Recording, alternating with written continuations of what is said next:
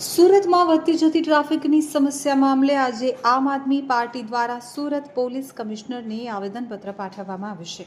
તો સુરત મેટ્રો સહિત રસ્તાઓના ખોદાણમાં યોગ્ય વૈકલ્પિક રૂટ ફાળવ્યા વિના તેમજ ટ્રાફિક પોલીસ અને પાલિકાના યોગ્ય સંકલનના અભાવમાં પ્રજાને ટ્રાફિકની સમસ્યાનો સામનો કરવો પડે છે તેવો આક્ષેપ વિપક્ષે કર્યો છે.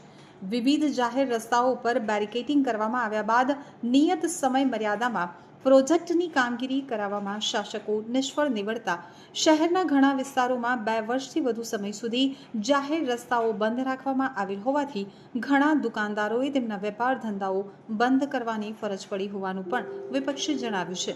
તો યોગ્ય ડાયવર્ઝન આપ્યા વિના તથા અગાઉના વિવિધ રસ્તાઓ પર અપાયેલા અણઘડ ડાયવર્ઝનને લીધે કામગીરીના કારણે શહેરના પર્યાવરણ ઉપર ઈંધણના બિનજરૂરી બગાડ સહિત પ્રજાના સમય, શક્તિ, નાણાંનો વેડફાટ થયો હોવાની વાત સામે આવી છે, જેનું તાત્કાલિક નિરાકરણ કરવા વિપક્ષે માંગ કરી છે.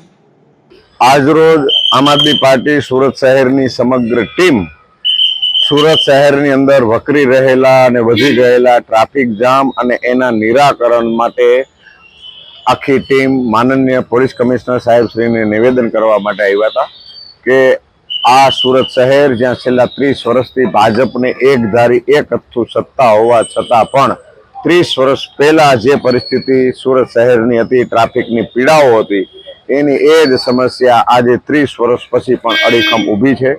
અનેક રસ્તાઓને કારણ વગરના ડાયવર્ટ કરવામાં આવ્યા છે.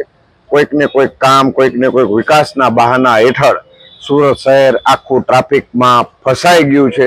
ચાહે અડાજણથી અઠવા લાઈન જાઓ, આરટીઓની જૂની કચેરીથી લઈ અને દિલ્હી ગેટ સુધી જાઓ, પોદાર આર્કેડ, હીરાબાગ, મિની બજાર, ઉત્તરાણ જાઓ, અમરોલી જાઓ, ગજેરા સર્કલ જાઓ, વેડ રોડ જાઓ, સચિન જાઓ, ઉધના દરવાજા જાઓ, ખરવરનગર બીઆરટીએસ જાઓ, પર્વત પાટિયા જાઓ, સરદાર માર્કેટ જાઓ, સહારા દરવાજા જાઓ, દરેક જગ્યાએ લોકો કલાકો સુધી ત્યાં ઉભા રહે છે.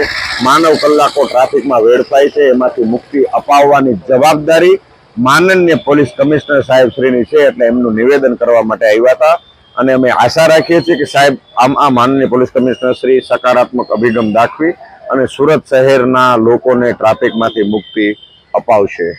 પોલીસ વિભાગ દ્વારા અનેક જગ્યાએ સિગ્નલો મૂકવામાં આવ્યા છે અને ટ્રાફિકની કામગીરી તેઓ દ્વારા સારી થઈ રહી છે અને મહાનગરપાલિકા પણ આ બાબતે કામગીરી કરી. શું કહેશો બાબતે? છેલ્લા 30 વર્ષથી ભાજપની સરકાર છે. 25 વર્ષ પહેલા જ્યારે વરાછા મુખ્ય રોડ ઉપર શ્રીનાથજી ફ્લાયઓવર બ્રિજનું નિર્માણ ચાલુ હતું, એ સમયમાં ભાજપ એમ કીધું હતું કે આ બ્રિજ બની જશે એટલે વરાછા ટ્રાફિકમાંથી સંપૂર્ણ મુક્ત થઈ જશે, પણ એવું થયું નહીં. રિંગ રોડ ઉપરનો ફ્લાયઓવર બ્રિજ બનતો હતો ત્યારે પણ ભાજપ એમ કીધું કે આ બ્રિજ બની જશે એટલે રિંગ રોડ છે એ ટ્રાફિકમાંથી મુક્ત થઈ જશે, પણ એવું થયું નહીં.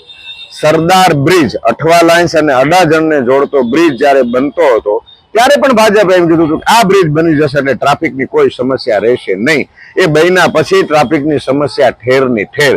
સિગ્નલો લગાવવામાં આવ્યા ત્યારે પણ એવું કીધું હતું કે આ સિગ્નલ લાગી જશે. સુરત શહેર આનું જો વ્યવસ્થિત પાલન કરશે તો આપણે ટ્રાફિકમાંથી મુક્ત થઈ જશું. આજે દરેક સિગ્નલ ઉપર ઓછામાં ઓછા 90 થી 95% લોકો એનું નિયમિત ચુસ્તપણે પાલન કરે છે.